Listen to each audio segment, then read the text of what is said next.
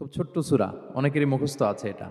এই সূরাগুলো আমাদের নিয়ম করে সময় করে মুখস্থ করা লাগে না, এগুলো এমনি মুখস্থ হয়ে যায় শুনতে শুনতে। সাধারণত এই ছোট ছোট সূরাগুলো দিয়েই আমাদের রেগুলার সালা যখন আমরা পড়ি, এগুলো দিয়ে ইমামতি করা উচিত। আল্লাহর হাবিব সাল্লাল্লাহু আলাইহি ওয়াসাল্লাম বিভিন্ন হাদিসে বলেছেন যে তোমরা যখন ইমামতি করবে তখন তোমার পেছনে যারা আছে তাদের দিকেও খেয়াল রাখবে। রাসূল সাল্লাল্লাহু আলাইহি ওয়াসাল্লাম অত্যন্ত বিবেকবোধ সম্পন্ন একজন ব্যক্তিত্ব ছিলেন।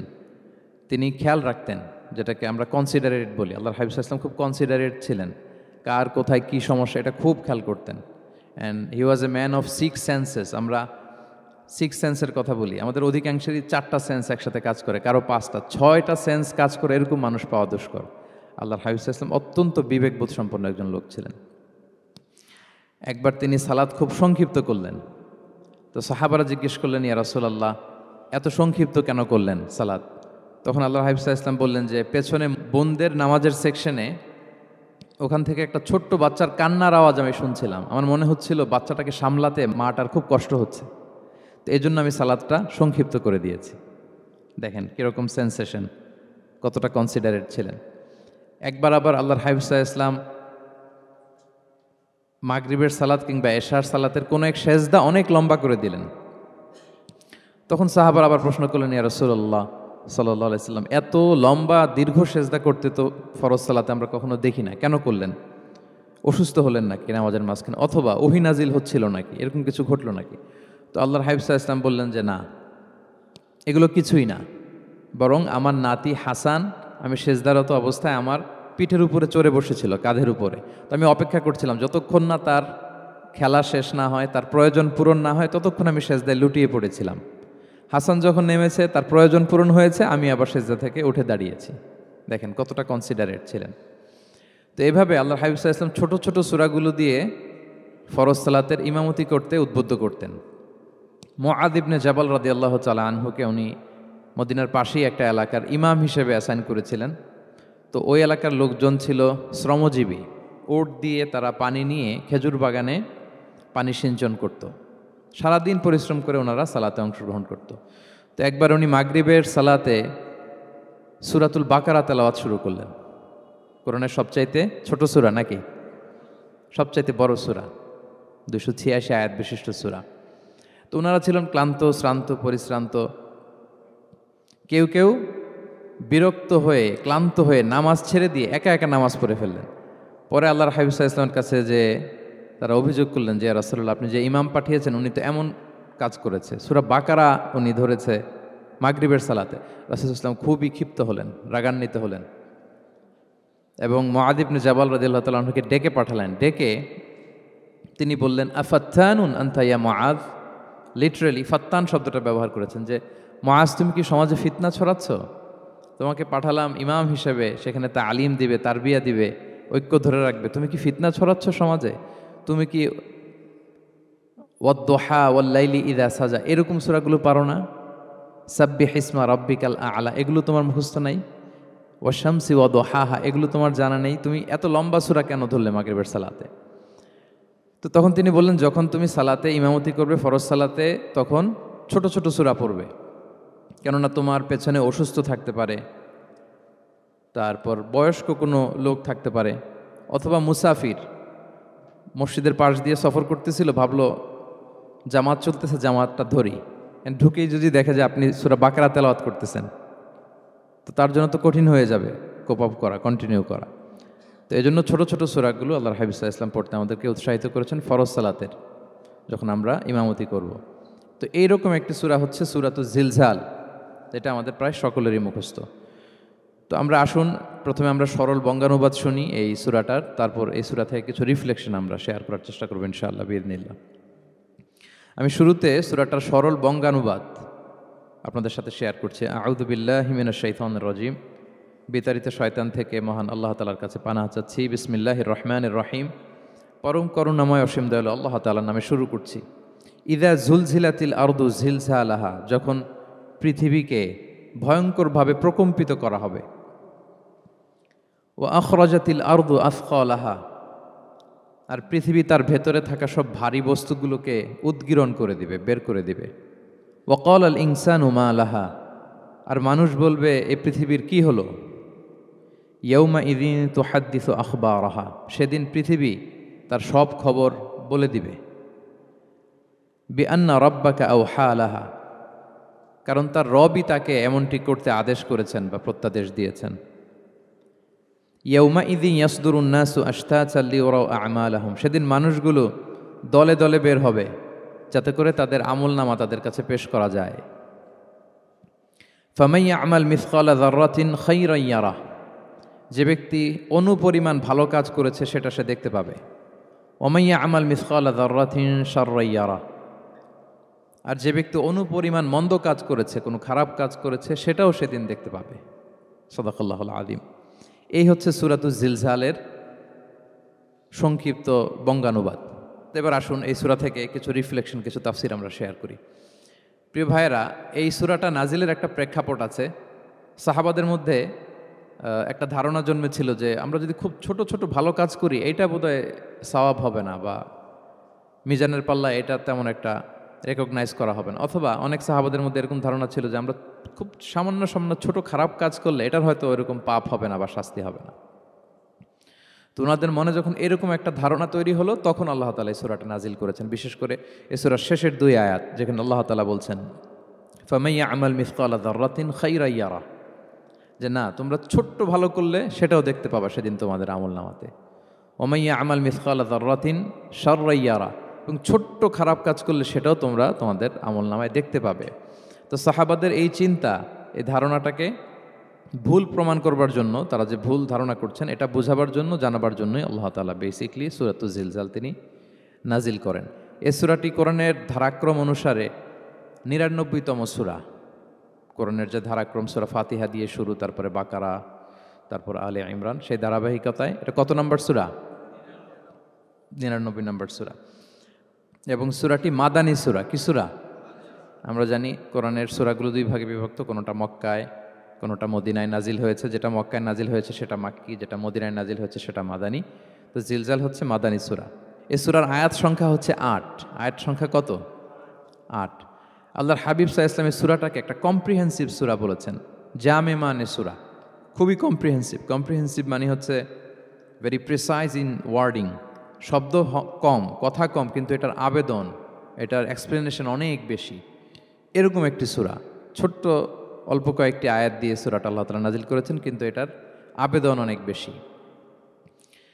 এক বয়স্ক সাহাবী এসে আল্লাহর হাবিব সাল্লাল্লাহু আলাইহি ওয়াসাল্লামকে বলল, ইয়া রাসূলুল্লাহ, আপনি আমাকে কোরআনের একটা সূরা শিক্ষা দেন, কোন সূরা পড়ব? তো আল্লাহর হাবিব সাল্লাল্লাহু আলাইহি ওয়াসাল্লাম বললেন, যাওয়াতুর র, মানে আলিফ লাম র দিয়ে যে সূরাগুলো আছে এগুলো পড়ো। তো এই সাহাবী বলল, ইয়া রাসূলুল্লাহ, আমার বয়স বেশি, আমার জিহ্বা ভারী হয়ে গেছে, আমি এত বড় সূরা পারবো না, অন্য কিছু বলেন। তো আল্লাহর হাবিব সাল্লাল্লাহু আলাইহি ওয়াসাল্লাম বললেন, তাহলে যাওয়াতু হামিম, হামিম দিয়ে যে সূরাগুলো শুরু হয়েছে কোরআনে সেগুলো পড়ো। বলতেছে, ইয়া রাসূলুল্লাহ, এটাও পারবো না, আরও সহজ করে দেন।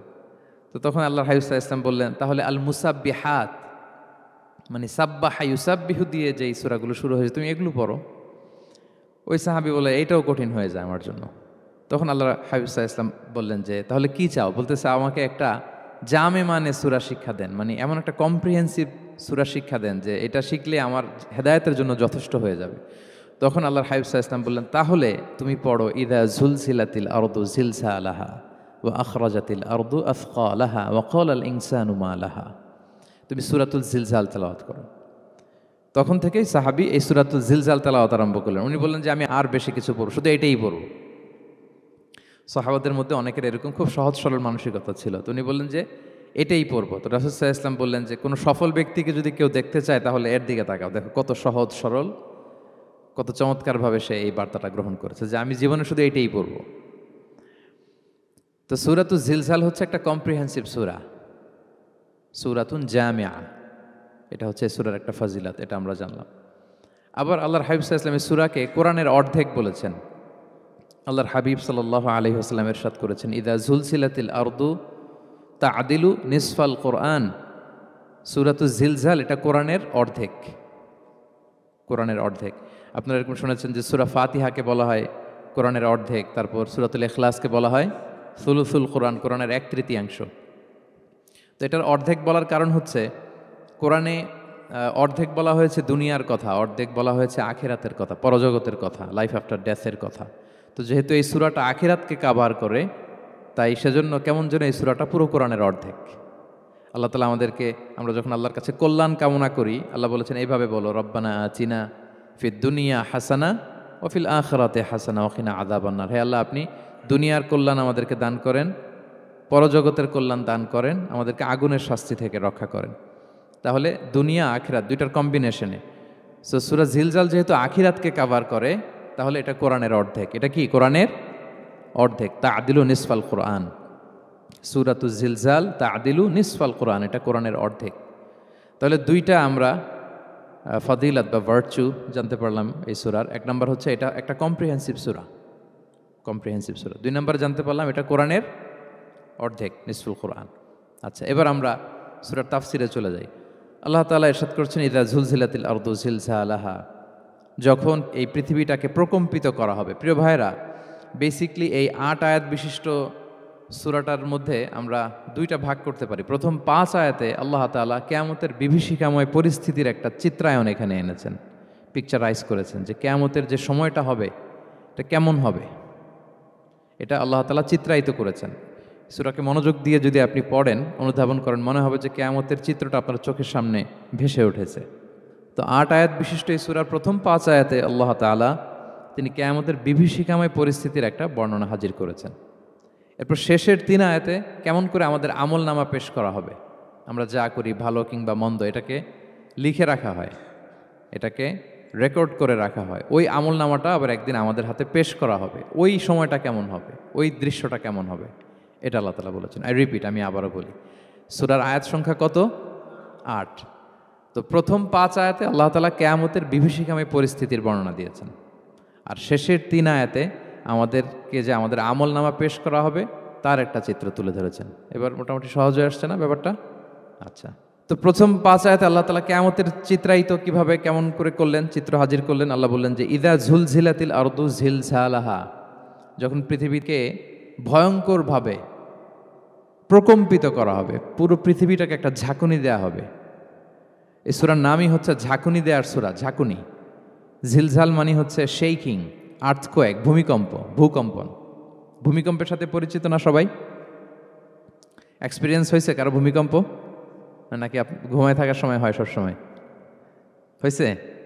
হ্যাঁ, মাঝে মাঝে আমরা এক্সপিরিয়েন্স করি আর্থকোয়েক, ভূকম্পন, পৃথিবী কেঁপে ওঠে। এটা একটা ন্যাচারাল ফেনোমেনা। পৃথিবীর মাটির নিচে অনেক কিছু থাকে, এগুলো নড়ে চড়ে উঠলে পৃথিবীটাও কেঁপে ওঠে। নানা কারণে এই ভূকম্পনটা হয়। পৃথিবীর ভেতরে অনেকগুলো শিলার স্তর আছে। আমরা যেরকম মাটি দেখি, পুরো পৃথিবীটা জুড়েই কিন্তু এরকম মাটি নয়, অনেক শিলা আছে, রূপান্তরিত শিলা, পাললিক শিলা, আগ্নেয়গিরির শিলা। এই শিলাগুলোর মধ্যে ডিসপ্লেস হলে পৃথিবী কেঁপে ওঠে। আবার পৃথিবীর ভেতরে আগুন আছে, গ্যাস আছে, এই গ্যাসগুলো যখন মুভ করে তখন পৃথিবীর উপরে কেঁপে ওঠে। একটাকে হাইপোসেন্টার বলে, আরেকটাকে ইপোসেন্টার বলে। হাইপোসেন্টার মানে পৃথিবীর ভেতরের অংশটাকে বলে হাইপোসেন্টার, আর ভূপৃষ্ঠের এটাকে বলে ইপোসেন্টার। ওই হাইপোসেন্টারে যদি কোনো ঝড় হয়, উপরে এই প্রকম্পিত হয়। এটাকে আমরা ভূকম্পন বা ভূমিকম্প হিসেবে দেখি পৃথিবীতে। তো এই পৃথিবীতে অনেক বড় বড় ভূমিকম্প আমরা দেখেছি। জাপানে, আমার গত বছর একটা সফর ছিল জাপানে, তো ওই সকাল বিকেল ভূমিকম্প হয়। এখানে তো আমরা 6 মাস 1 বছর ভূমিকম্প দেখি, ওখানে সকালে বিকেলে একটু একটু করে কাঁপতেছে। এর কারণ হচ্ছে ওইটা এমন একটা এলাকায় পড়েছে, প্যাসিফিক ফায়ার রিংস বলে, একটা প্লেটের উপর, 7টা ট্যাকটনিক প্লেটের উপর আল্লাহ তাআলা এই পৃথিবীকে সেট করেছেন। ওই ট্যাকটনিক প্লেটগুলো যদি একটার সাথে একটা ঘর্ষণ হয়, অনেক এনার্জি রিডিউস করে, ওইখান থেকে পৃথিবীর উপরে এরকম ভাইব্রেশন শুরু হয়, এই প্রকম্পনটা শুরু হয়। তো জাপানের বিভিন্ন সময় আমরা বড় বড় ভূমিকম্পের কথা শুনেছি। ওদের কান্টো সিটি আছে একটা, অনেক বড় ভূমিকম্প হয়েছিল 1920 সালে, লাখখানেক লোক মারা গিয়েছে। আপনাদের সুনামির কথা মনে থাকবার কথা, সুনামির কথা মনে আছে? কত সালে? 2004 সালে।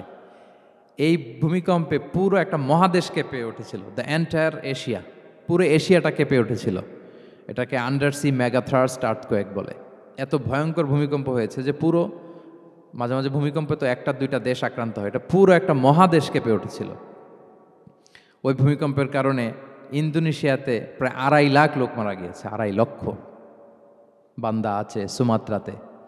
হাইতিতে একবার একটা ভূমিকম্প হয়েছে আর অনেক আগে, লক্ষ লক্ষ লোক মারা গিয়েছে। তো এই যে ভূকম্পন, ভূমিকম্প, এর নামে আল্লাহ তাআলা বেসিকলি এই সূরাটা দিয়েছেন। তো তবে পৃথিবীবাসী যেই ভূকম্পন এক্সপিরিয়েন্স করেছে, কিয়ামতের সময় যে ভূমিকম্প হবে ওটা কি ওইরকম হবে?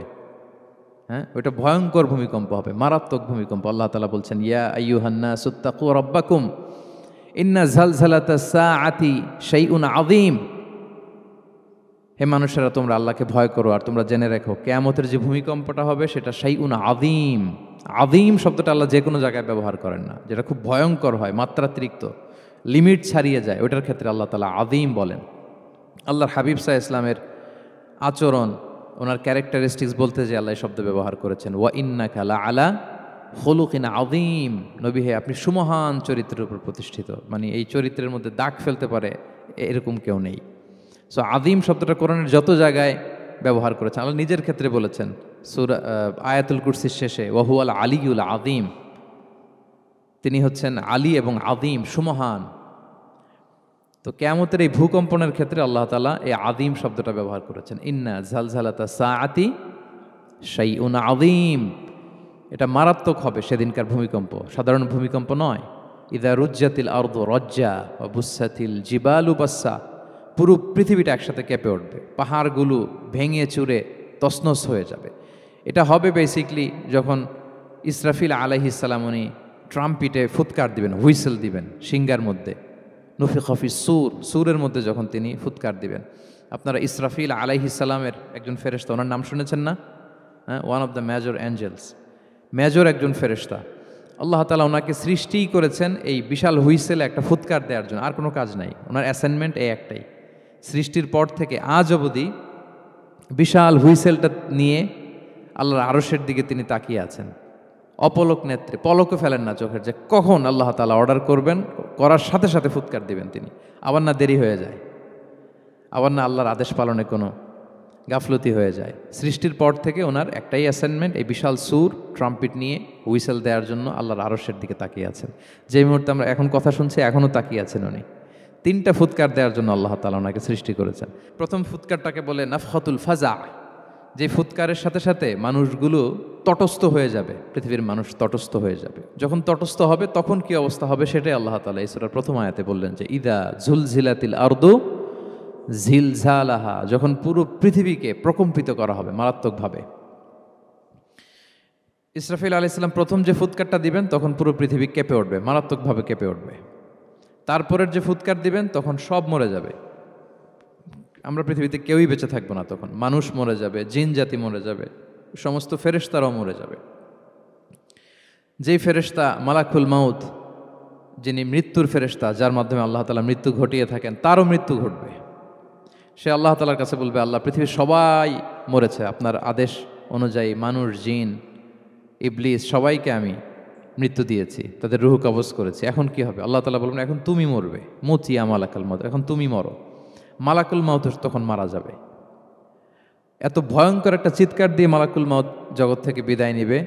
আল্লাহর হাবিব সাল্লাল্লাহু আলাইহি ওয়াসাল্লাম বলেন, ওই ভয়ঙ্কর চিৎকার যদি পৃথিবীবাসী শুনতে পেত তাহলে আলাদা করে ইসরাফিলের সিঙ্গার ফুৎকার দেওয়ার প্রয়োজন হতো না, প্রতিটা মানুষ তাদের কানের পর্দা ফেটে মুহূর্তেই লাশ হয়ে পড়ে যেত। মালাকুল মাউত মরে যাবে, তখন মহাবিশ্বে আর কেউ থাকবে না একটা সত্তা ছাড়া। তিনি কে? আল্লাহ সুবহানাহু ওয়া তাআলা। সূরাত আর-রহমানে আল্লাহ তাআলা চমৎকারভাবে বলেছেন, কুল্লু মান আলাইহা ফান ওয়া ইয়াবকা ওয়াজহু রাব্বিকা যুল জালালি ওয়াল ইকরাম। পৃথিবীতে যা আছে সব নিঃশেষ হয়ে যাবে, একমাত্র তিনি ছাড়া। তিনি হচ্ছেন অব্যয়, অক্ষয়, অবিনশ্বর, চিরঞ্জীব, শাশ্বত। এরপর কেউ যখন থাকবে না, আল্লাহ তাআলা ইসরাফিল আলাইহিস সালামকে আবার জীবিত করবেন। তখন তিনি সর্বশেষ হুইসেলটা দিবেন, আবার জীবিত হয়ে তিনি লাস্ট 3 নম্বর হুইসেলটা দিবেন। লাস্ট হুইসেলটা যখন দেয়া হবে তখন জমিন থেকে সব মৃত লাশগুলো আবার জীবিত হয়ে দাঁড়াতে শুরু করবে। মিনহা খালাকনাকুম ওয়া ফিহা নুঈদুকুম ওয়া মিনহা নুখরিজুকুম তারাতান উখরা, মাটি থেকে বানিয়েছি, মাটির কবরে তোমাদের পাঠিয়েছি, আবার মাটি থেকে তোমাদেরকে উত্থিত করা, আবার সবাই উঠবে। এই 3টা হুইসেল দেওয়ার জন্য আল্লাহ তাআলা সাইয়েদনা ইসরাফিল আলাইহিস সালামকে সৃষ্টি করেছেন। তো ওনার প্রথম হুইসেল দেওয়ার পরে কি অবস্থা হবে, কি রিয়াকশন হবে, ওইটা আল্লাহ তাআলা সূরাতুল জিলজালের প্রথম আয়াতে বললেন, ইযা জুলজিলাতিল আরদু জিলজালাহা, যখন পুরো পৃথিবীটা প্রকম্পিত হবে, মারাত্মকভাবে প্রকম্পিত হবে। ওয়া আখরাজাতিল আরদু আসকালাহা, আর যখন জমিন তার ভেতরে থাকা ভারী বস্তুগুলোকে উদ্গীরণ করে দেবে, বমি করে বের করে দেবে, ভমিটিং করবে বা নিক্ষেপ করবে। পৃথিবীর ভেতরে কি আছে? তাফসিরে এসেছে আল মাউথা ওয়াল কুনুজ, অর্থাৎ মৃত ডেড বডিগুলো। সেই আদম আলাইহিস সালামের সময় থেকে শুরু করে কিয়ামত পর্যন্ত পৃথিবী সব ডেড বডিগুলোকে ধারণ করে তার ভেতরে, তাই না? জীবিতদেরকে ভূপৃষ্ঠ উপরে ধারণ করে, আর মৃতদেরকে জমিন তার পেটের ভেতরে ধারণ করে। তো আখরাজাতিল আরদু আফকালাহা, জমিন ভারী বস্তুগুলোকে উদ্গীরণ করবে, তাহলে সব ডেড বডিগুলোকে তখন বের করে দিবে। আর কুনুজ যত আছে, মিনারেলস, যত খনিজ পদার্থ আছে পৃথিবীর ভেতরে, স্বর্ণ, যত মিনারেল আছে, ইউরেনিয়াম থেকে শুরু করে যত গ্যাস আছে, প্লাটিনাম আছে, যা আছে, আগুন, অগ্নিকুণ্ড, সব কিছু জমিন বের করে দিবে। মারাত্মক এক বিস্ফোরণের মধ্য দিয়ে জমিন সব কিছু উদ্গীরণ করে বের করে দিবে। তাহলে দেখেন, কিছুটা সামহাও আপনাদের সামনে চিত্রায়িত হচ্ছে না কিয়ামতটা কেমন হবে? যদি একটু কল্পনা করেন, যেভাবে আল্লাহ তাআলা বলছেন যে ইদা জুলজিলাতিল আরদু জিলজালাহা, পুরো পৃথিবীটা প্রকম্পিত হবে। ও আখরাজাতিল আরদু আফকালাহা, জমিন তার ভেতরের বস্তুগুলো বের করে দিবে, ভারী বস্তুগুলো, অর্থাৎ ডেড বডি এবং যত খনিজ পদার্থ আছে সেগুলো। ওয়াকাল আল ইনসানু মা লাহা, মানুষ বলবে পৃথিবীর হলো কি, হোয়াটস হ্যাপেনিং, কি হচ্ছে, কি হলো পৃথিবীর, পৃথিবী এরকম কেন করতেছে? যে আয়াতটা বলেছিলাম যে ইন্না জালসালাতাস সাআতি শাইউন আযীম, সেখানে আল্লাহ তাআলা বলছেন ইয়াউমা তারাউনাহা তাযহালু কুল্লু মুরদিআতিন আম্মা আরদাআত ওয়া তাদউ কুল্লু যাতি হামলিন হামলাহা ওয়া তারান নাসা সুকারা ওয়া মা হুম বিসুকারা ওয়ালাকিন্না আযাবাল্লাহি শাদীদ। মানুষের ফার্স্ট রিয়াকশন কি হবে এই আর্থকোয়েকের পরে? এই আয়াতে চমৎকারভাবে আল্লাহ তাআলা বলছেন। আল্লাহ বলছেন যে পরিস্থিতিটা এত ভয়ঙ্কর হবে, কারণ এরকম ভূকম্পন তো পৃথিবীবাসী দেখেনি। এত মারাত্মক ভূমিকম্প হবে যে দুধ খাওয়াচ্ছে এরকম মা তার দুধের বাচ্চার কথা ভুলে যাবে। আল্লাহু আকবার। দেখেন এখানে উপমাটা কীরকম। সাধারণত দুধের বাচ্চার প্রতি মায়ের আলাদা একটা টেক কেয়ার থাকে, মানে তাকে রেখে এদিক সেদিক যায় না, গেলেও চোখে চোখে রাখে, বা কোথাও গেলেও অন্যকে বলা যায় তুমি একটু দেখো। কি এরকম করে না? দুধের বাচ্চা তো সে খুবই ছোট বাচ্চা, তার আলাদা কেয়ারের প্রয়োজন হয়, এক্সট্রা কেয়ারের প্রয়োজন হয়। তো দুধ খাওয়ায় ব্রেস্ট ফিডিং মাদার কখনো তার বাচ্চাকে চোখের আড়াল করতে দেয় না বা চায় না। আল্লাহ বললেন যে তখন পরিস্থিতি এত ভয়ানক হবে যে নিজের দুধের বাচ্চার কথাই মা ভুলে যাবে। তারপর এখনও পরিপূর্ণ হয়নি পেটের ভেতরে বাচ্চা, এরকম মা যারা আছে গর্ভবতী, সাধারণত কয় মাস পরে বাচ্চা ডেলিভারি হয়? 8 মাস 9 মাস পরে দেখা যাবে যে 2 মাসের বাচ্চা, এখনও ভ্রূণ, 3 মাসের বাচ্চা, 4 মাসের বাচ্চা। এই ভয়ঙ্কর পরিস্থিতির চোটে যত গর্ভবতী নারী আছে সব মুহূর্তে ডেলিভারি করে দেবে, মুহূর্তে, ইনস্ট্যান্ট। ও তাদাউকুল দাতু হামলিন হামলাহা, যত মা আছে গর্ভবতী সবাই, প্রেগনেন্ট মহিলারা মুহূর্তে ডেলিভারি করে দেবে, প্রি ম্যাচিউরড বেবি, কেউ ভ্রূণ, কেউ 3 মাসের, কেউ 4 মাসের বাচ্চাগুলো ডেলিভারি হয়ে যাবে। মানুষগুলো পঙ্গপালের মতো দৌড়াতে থাকবে, বিক্ষিপ্ত পতঙ্গের মতো দৌড়াতে থাকবে মানুষ। আর বলবে ওয়াকাল আল ইনসানু মা লাহা, মানুষ তখন, মানুষের ফার্স্ট রিয়াকশন হবে যে মা লাহা, কি হলো, হোয়াটস হ্যাপেনিং, কি হচ্ছে, কিছুই বুঝতে পারতেছি না, মা লাহা, পৃথিবীর কি হলো। ইয়াউমাইদিন তুহাদ্দিসু আখবারাহা, সেদিন পৃথিবী সব কিছু বর্ণনা করে দিবে, সব বয়ান দিয়ে দিবে। আমরা এই পৃথিবীর উপরে জমিনে যা করি সব কিন্তু পৃথিবীর মধ্যে রেকর্ডেড থাকে। জমিন সেদিন বয়ান দিবে, সেদিন আসলে সব কিছুই বয়ান দিবে। জমিন বয়ান দিবে, হাত পা সাক্ষী দিবে, যেখানে মানুষ যে সমস্ত জিনিসের মাধ্যমে, যেই টুলসগুলোর মাধ্যমে পাপ করেছে, অন্যায় করেছে, সব কিছু সেদিন সাক্ষী দিবে। আর সব সাক্ষীর বড় সাক্ষী হবে সেদিন এই জমিন। জমিন হবে সেদিন রাত সাক্ষী। জমিন হবে কি সাক্ষী? রাত সাক্ষী। ইয়াউমাইদিন তুহাদ্দিসু আখবারাহা, আল্লাহ জমিনকে বলবে এবার তুমি পাপের বয়ান দাও। রাত সাক্ষী হয়ে তুমি বয়ান দাও, কি কি ঘটেছে তোমার উপরে। কারণ আমরা যত পাপই করি না কেন, যত কাজই করি না কেন, সব জমিনের উপরই করি, তাই না? তো জমিন সেদিন বয়ান দিবে, সাক্ষী দিবে। ইয়াউমাইদিন তুহাদ্দিসু আখবারাহা।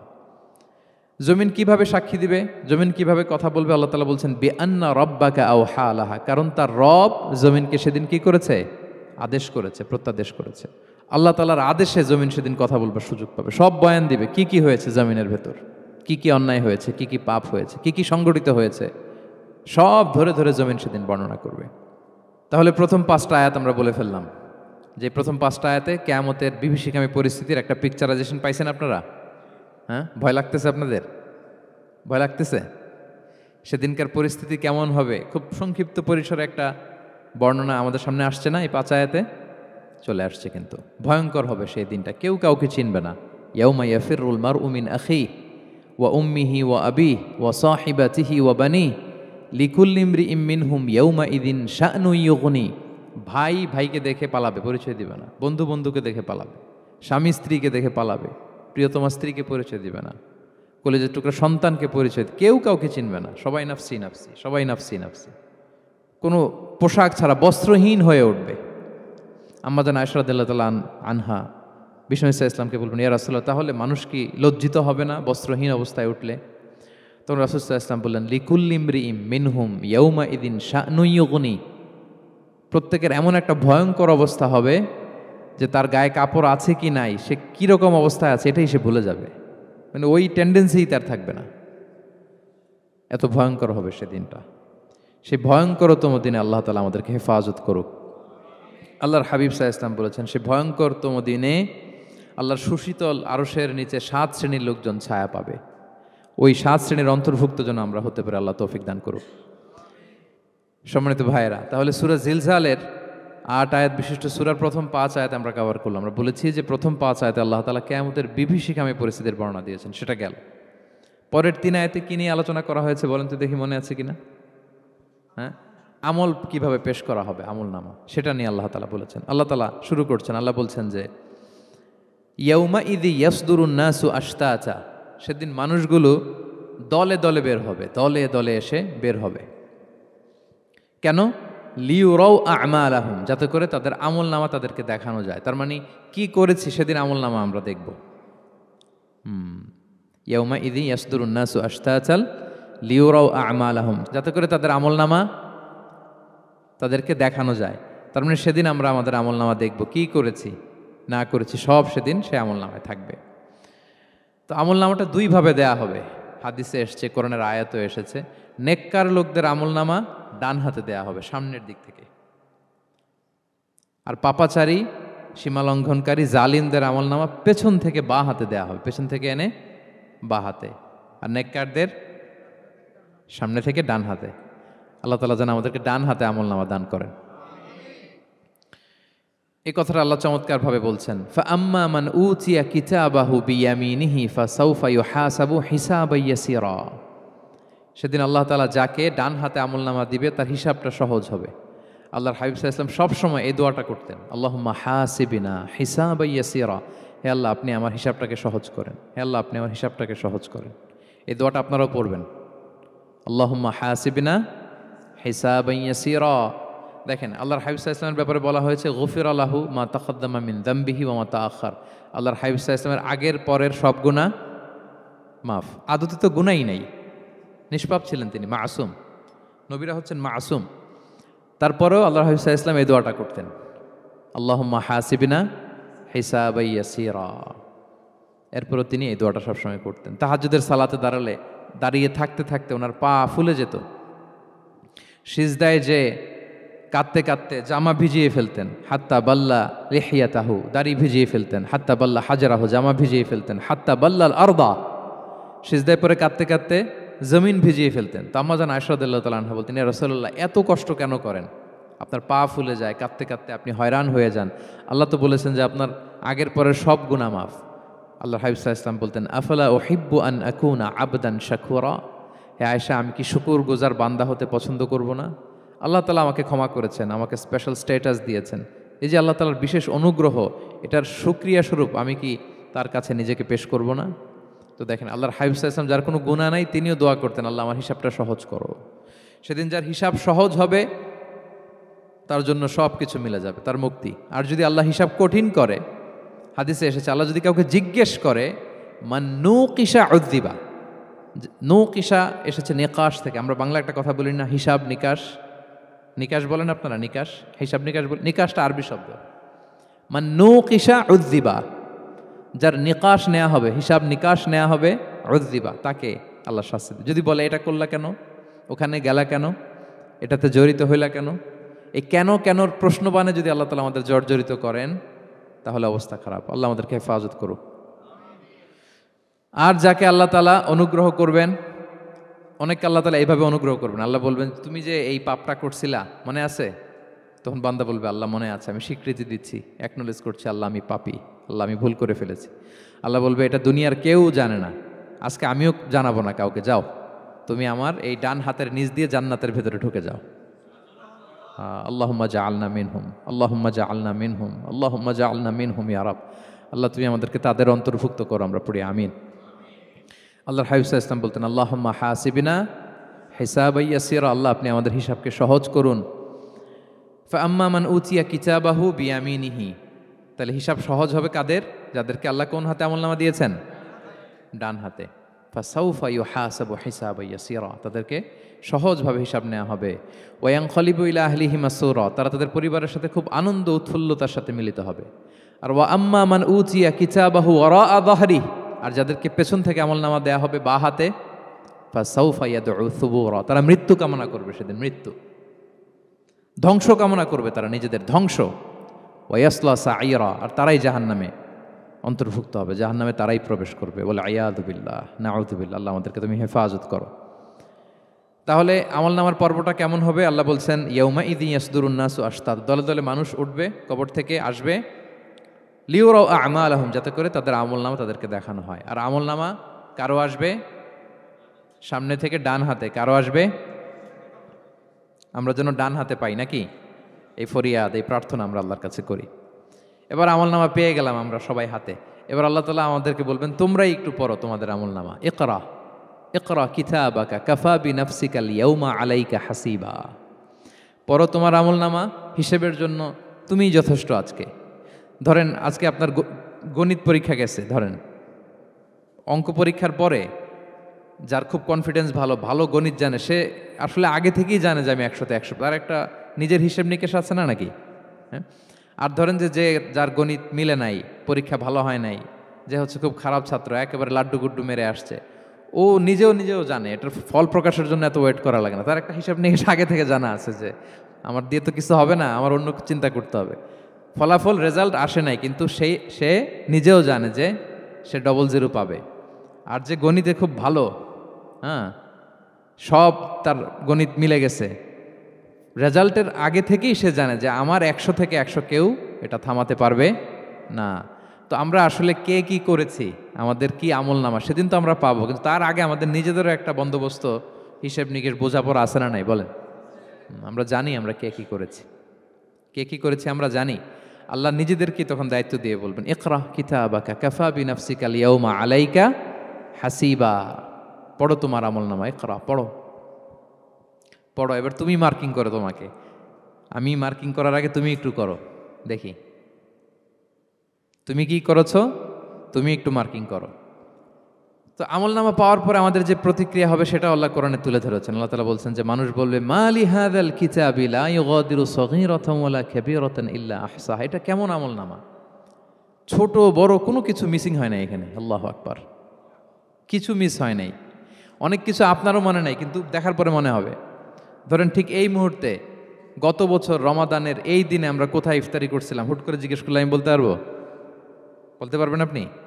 কিন্তু হিসাব কেউ মিলাই দিলে তখন মনে করবে, ও তাই তো, আমি তো ওই সময় এটা করছি, ওই সময় তো ওইখানে ছিল। আমলনামা দেখে মানুষের ফার্স্ট রিয়াকশন হবে, মালি হাযাল কিতাবি লা ইউগাদিরু সগীরাতান ওয়ালা কাবীরাতান ইল্লা, এটা কেমন আমলনামা, সব মিলে যাচ্ছে, তাই তো, এমনটাই তো করেছি আমি।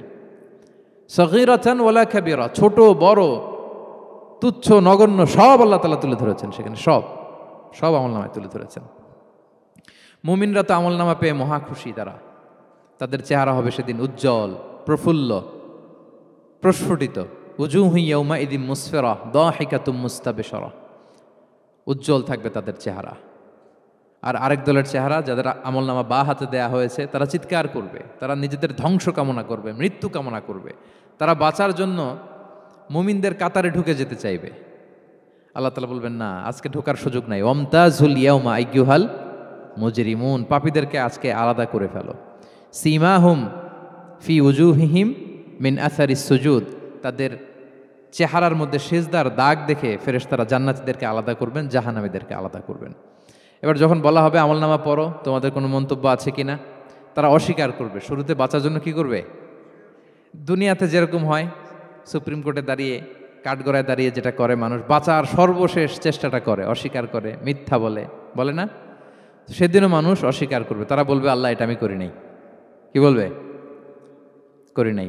তা আল্লাহ তাআলা কি প্রমাণ করে দিতে পারবেন যে তারাই এটা করেছে? হ্যাঁ, এত এত ফ্যাক্টর অথেন্টিকেশন আল্লাহর কাছে থাকবে যে মানুষ অবাক হয়ে যাবে। আমরা যে মোবাইলে 3 ফ্যাক্টর 4 ফ্যাক্টর অথেন্টিকেশন দেই না, হ্যাঁ, আল্লাহর কাছে এরকম অনেকগুলো ফ্যাক্টর অথেন্টিকেশন থাকবে। আল্লাহ তাআলা প্রমাণ করে ছাড়বেন যেটা তুমিই করেছো। আল্লাহ তাআলা বলবেন এই আমলনামা যদি বিশ্বাস না হয়, আমার কিরামান কাতিবিনের কাছে একটা ব্যাকআপ ফাইল আছে, ওটার সাথে মিলাবো। কিরামান কাতিবিনা ইয়ালামুনা মা তাফআলুন, তোমরা যা করেছো সব তারা জানে, সব লিখে রেখেছে। কিরামান কাতিবিনের ব্যাকআপ ফাইল আনার পরে দেখা যাবে যে আমলনামা হুবহু একেবারে পাই টু পাই মিলে গিয়েছে। তারপরেও তারা অস্বীকার করবে, বলবে যে আল্লাহ আমরা করি নাই, তোমার ফেরেশতারা ভুল করে লিখছে। এরকম নানা ধরনের অজুহাত, নানা ধরনের মিথ্যাচার তারা করতে চাইবে। আল্লাহ তাআলা তখন বলবেন যে ওয়াকুল্লা ইনসানিন আলজামনাহু তাইরাহু ফি উনুকিহি ওয়া নুখরিজু লাহু ইয়াউমাল কিয়ামাতি কিতাবান ইয়ালকাহু মানশুরা। আমাদের এই যে গ্রীবা লগ্নে আমরা যা করি সব কিছুর একটা ব্যাকআপ ফাইল আছে এখানে, সেদিন আল্লাহ তাআলা সেখান থেকে বের করবেন আমাদের আমলনামা।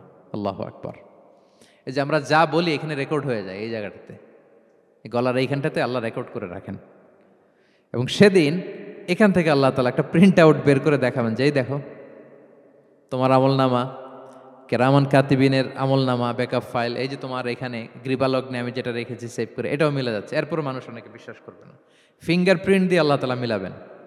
দুনিয়াতে আমরা বায়োমেট্রিক অথেন্টিকেশন করি না, এটা আয়াহসাবুল ইনসানু আল্লাহ নাজমা ইযামা বালা কাদিরিনা আলা আন নুসাউইয়া বানানা। কারো ফিঙ্গারপ্রিন্টের সাথে কারোটা মিলে না, অস্বীকার করার কোনো সুযোগ থাকবে? এরপরেও অনেকে বিশ্বাস করবে না, এরপরেও অনেকে মানতে চাইবে না। আল্লাহ তাআলা আজবুজ জানাব থেকে আরেকটা কপি বের করবেন। আমাদের প্রত্যেকের ব্যাকবোনের নিচে কক্সিক্স আছে, ট্রায়াঙ্গেল, ছোট্ট একটা হাড্ডির কণা, আমাদের যে শিরদাঁড়ার একেবারে নিচে, এটাকে হাদিসের ভাষায় বলে আজবুজ জানাব। ইন্নাফিল ইনসানি আযমান, মানুষের দেহে একটা ছোট্ট হাড্ডি কণিকা আছে, লা তাআকুলুহুল আরদু আবাদা, জমিন কখনো ওই হাড্ডি কণিকা খেতে পারে না। মিনহা ইউরাক্কাবুল খালকু ইয়াউমাল কিয়ামা, কিয়ামতের দিন সেখান থেকে সৃষ্টিকে আবার তোলা হবে। সেটার সাথে আল্লাহ তাআলা মিলাবেন, সেখান থেকেও প্রমাণিত হবে।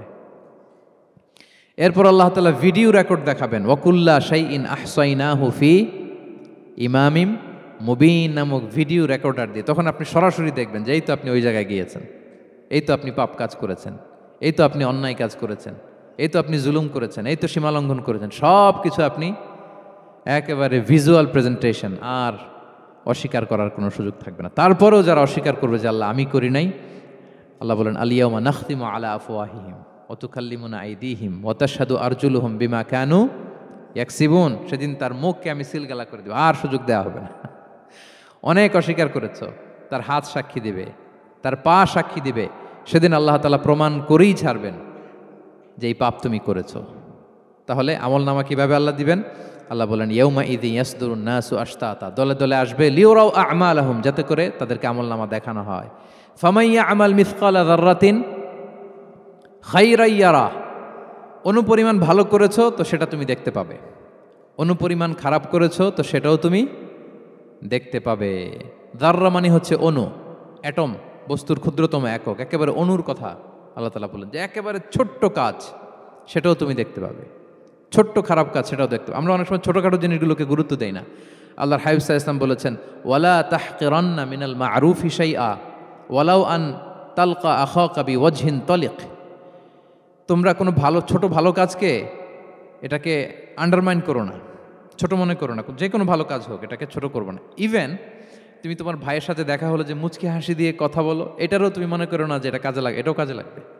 এটাও সেদিন মিজানের পাল্লায় তোমার নাজাতের বড় মেজর একটা ওসিলা হয়ে যেতে পারে।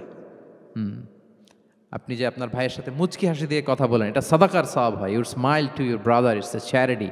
তাবাসসুমুকা ফি ওয়াজহি আখিকা সাদাকা, দেখলেন সালাম দিলেন, একটা মুচকি হাসি, এটা সাদাকা দেয়ার সওয়াব। সুবহানাল্লাহ, এটাও সেদিন কাজে লেগে যাবে। সো ফামান ইয়ামাল মিসকালা যাররাতিন খাইরান ইয়ারা ওয়া মান ইয়ামাল মিসকালা যাররাতিন শাররান ইয়ারা। ছোট্ট ভালো কাজ যদি করো সেটাও দেখবে, ছোট্ট খারাপ কাজ যদি করো সেটাও দেখতে পাবে। যত ছোট ভালো কাজ করেন, রাস্তায় একটা ধরেন যে কলার ছোলা পড়েছিল, ভাবলেন যে এইটা সরাই দেয় একটু, আমি ইমাতাতুল আদা আনিত তরিক হবে, মানুষ পিছলে পড়লে পা ভাঙবে, তো এই ময়লাটা একটু সরাই দিলেন। কলার একটা ছোলা পড়েছিল, খোসা, এটা ফেলে দিচ্ছেন, দেখবেন যে ওই দিন এটাও রেজিস্টার করা আছে, এটাও লেখা। একজনকে মুরব্বী একজন আসছে, আপনার বসার সিট ছিল, ওনার সিট ছিল না, উঠে দাঁড়িয়ে তাকে বসার সুযোগ করে দিয়েছে, ওই দিন দেখবেন যে এটাও লেখা, এটার জন্য অনেক সওয়াব রেজিস্ট্রেশন করা আছে। একজন রাস্তা দিয়ে যাচ্ছিল, জিজ্ঞেস করতেছে ভাই যে এই জালান অমুকটা কোথায়, তা আপনি বলে দিলেন যে জালান গুম্বাকটা তো এইদিকে, তো সে আপনার কারণে ওই দিন সঠিক পথে যেতে পারলো। আপনার কাছে মনে হয়েছে ছোট্ট ফিউ সেকেন্ডসের একটা নেক কাজ, কিন্তু সেদিন দেখবেন আমল নামায় সেটাও লেখা। আবার এরকম ছোট্ট ফামাইয়া আমাল মিসকালা যাররাতিন ছোট্ট আপনি একটা গালি দিয়েছেন কাউকে, কারোর ব্যাপারে, এর ব্যাপারে ওর কাছে যে কান ভারী করছেন, ফেসবুকে একটা বাজে কমেন্ট করে দিয়েছেন, দেখার কেউ নাই, ধরার কেউ নাই, দিলাম একটা গালি, দেখবেন যে ওই দিন সব একেবারে ক্ষুদ্র থেকে ক্ষুদ্রতর অনুপরিমাণ খারাপ কাজ, ভালো কাজ সব সেদিন আমলনামায় তুলে রাখবে কে? আল্লাহ সুবহানাহু ওয়া তাআলা, তিনি সেদিন আমলনামায় সব তুলে রাখবেন। সো আমরা কোনো ভালো কাজকে যেন তুচ্ছ মনে না করি, কোনো খারাপ কাজের সাথে যেন জড়িত না হয়, যত ছোট হোক। শয়তানের ওয়াসওয়াসায়, প্রবৃত্তির ধোকায় পড়ে, নফসের ধোকায় পড়ে কখনোই যেন পাপের কাজে আমরা পা না বাড়াই, এবং প্রত্যেকটা পাপকেই যেন আমরা ভয়ঙ্কর মনে করি যে না, এটা আমার জন্য কাল হয়ে দাঁড়াতে পারে। আর প্রতিটা ভালো কাজ করার ক্ষেত্রে যেন আমরা প্রতিযোগিতা করি, আর এই মাইন্ডসেট যেন থাকে যে না, এটা আমাকে বাঁচাতে পারে সেদিন। কি বলেন, ঠিক কিনা? তাহলে আল্লাহ তাআলা শেষ করলেন ফামাইয়া আমাল মিসকালা যাররাতিন খাইরান ইয়ারা। প্যাস লেগে যায় না? লেগে যায়, স্বাভাবিক। আগে খাইরান, পরে শাররান। অনুপরিমাণ ভালো করলে সেটাও সে সেদিন কি পাবে, অনুপরিমাণ খারাপ করলেও পাবে। দেখেন, এটা একটা আশা জায়গা নিয়েছে আমাদের, কিন্তু হোপফুল করে, তাই না? আমরা অনেক সময় এমন হয় যে ভালো কাজ করছি, কেউ দেখে নাই। হ্যাঁ, আপনি এই আয়াতটা খেয়াল করবেন যে না, কেউ দেখে নাই, কিন্তু দেখেছে কে? আল্লাহ দেখেছেন, উনি দেখলেই চলবে, আমার আমলনামা এটা ঠিকই থাকবে। কোনো এক কারণে সমাজের সবাই আপনাকে ভুল বুঝেছে, misunderstanding, everyone got you wrong. আসলে আপনি ঠিক ছিলেন, সবাই পরিস্থিতি, সামাজিক, এটা সেটা, এরকম হয় না যে সবাই ভুল বুঝতেছে, আসলে আপনি ঠিকই করছেন। সবাই ভুল বুঝুক, আপনার আমলনামায় সেটা ভালো কাজ হিসেবে লেখা থাকবে, ঠিক কিনা? অনেক সময় ঠকায় লোকজন, আমাদেরকে ঠকায় নানাভাবে, আমরা হয়তো তার সাথে পেরে উঠি না। মাঝে মাঝে কিছু ভিডিও আমি দেখি, এই আপেল বিক্রি করতেছে, কি অদ্ভুত ব্যবসায়ী, তো দেখাচ্ছে খুব ভালো ভালো আপেল, আপনারা দেখেছেন কিনা জানি না। সে আবার ওই পলিথিনের ভেতরে পচা নষ্ট আপেলগুলোর কয়েকটা প্যাকেট করে রাখে। তো আপনি বেছে বেছে যেই ভালো আপেলে দিবেন সেটাই সে নিয়ে প্যাকেটে দিয়ে দিচ্ছে। মাপটাপ করার পরে আপনি যখন টাকা বের করতেছেন বা অন্যমনস্ক, হুট করে সে ওই পচা আপেলের ওইটা, আপনার একই পলিথিন, একই ওজনের তার একটা হিসাব থাকে, ওইটা ধরায় দিচ্ছে। তা আপনি কোত্থেকে আপেল কিনছেন, হয়তো অনেক, বাসায় যেয়ে দেখেন সর্বনাশ, কি টসটসে পাকা আপেলগুলো বেছে বেছে দিলাম, এখন দেখি পচা। তো ওরে তো আর পাবেন না, ওরে আর ধরাও হইল না। আপনি ভাবছেন হিসাবটা এখানেই শেষ? হ্যাঁ, এখানেই শেষ না। Lot of unsettled issue yet to be settled. এরকম অনেক কিছু আছে দুনিয়াতে, আপনি সেটেল করতে পারেন নাই, সেটেল হবে সেদিন। দ্য কনসেপ্ট অফ আখেরা যদি না থাকতো, this worldly life would be a joke. আখেরা বলে যদি কিছু না থাকতো, এই পৃথিবীটা আসলে একটা জোক ছিল, জোক। কেটে টুকরা টুকরা করে বস্তাবন্দি করে ফেলে রাখছে ডোবার মধ্যে, কেউ দেখে নাই, হদিস নাই, এটার সাক্ষীও পাওয়া, বিচারও হচ্ছে না। আর বিচারের যে দীর্ঘসূত্রিতা, আপনি ভাবছেন শেষ, এখানেই শেষ? Not that easy brother. একদিনে ঋণ তাকে শোধ করতে হবে। ফামাইয়া আমাল মিসকালা যাররাতিন খাইরান ইয়ারা ওয়া মাইয়া আমাল মিসকালা যাররাতিন শাররান ইয়ারা। ছোট্ট ছোট্ট ভালো যেখানে আল্লাহ লিখে রাখবেন, এই বড় বড় লোক ঠকানো, জুলুম, অপরাধ, এগুলোর বিচার হবে না একদিন? বলেন, বিচার হবে। তাহলে কনসেপ্ট অফ আখেরা, এটা আমাদেরকে আশাবাদী করে। এই যে আমরা কেউ দাদা হারিয়েছি, বাবা হারিয়েছি, আমরা বিশ্বাসীরা, আমরা হতাশ হই না, আমরা বিশ্বাস করি আমি তো আমার বাবাকে পাচ্ছি ওইখানে। তো ক্ষণিকের একটা সময়, দুনিয়ার জীবনটা কি ক্ষণিকের। দিস দুনিয়া কম্পেয়ার টু আখেরা ইজ নাথিং, অ্যাবসলিউটলি নাথিং। আখিরাতের তুলনায় এটা তো কিছুই না। আমার দাদাকে পাবো, বাবাকে পাবো, তার মানে আখেরা, কনসেপ্ট অফ আখেরা আমাদেরকে হোপফুল করে, আশাবাদী করে। দুনিয়াতে আমাকে ভুল বুঝেছে, মানুষ ঠকিয়েছে, আমি অনেক কিছুর বিচার পাই না, আমি সেদিন পাবো। তো আপনাকে হোপফুল করছে না, এটা আশাবাদী করছে না? আখেরাত আমাদেরকে কি করে? আশাবাদী করে। যত জুলুম, অত্যাচার, যেগুলোর বিচার এই দুনিয়াতে হয় নাই, সেদিন সে বিচারটা হবে। ফামাইয়া আমাল মিসকালা যাররাতিন খাইরান ইয়ারা ওয়া মাইয়া আমাল মিসকালা যাররাতিন শাররান ইয়ারা। প্রিয় ভাইরা, তাহলে পেয়েছেন সূরাতুল জিলজালের আলোকে কিয়ামতের বিভীষিকাময় চিত্র এবং কেমন করে আমলনামা আমাদের সামনে পেশ করা হবে। আপনাদের কাছে ক্লিয়ার হয়েছে? আল্লাহ তাআলা আমাদের সবাইকে ডান হাতে আমলনামা দিয়ে ধন্য করুক। আমরা যত নেক কাজ করেছি, ভালো কাজ করেছি, সবগুলোর বদলা, প্রতিদান, রিওয়ার্ড যেন আমরা সেদিন পাই। আল্লাহ তৌফিক দান করুক। আল্লাহ আমাদেরকে কোনো হিসাব ছাড়া বিনা হিসাবে জান্নাতে হিসেবে কবুল করুক।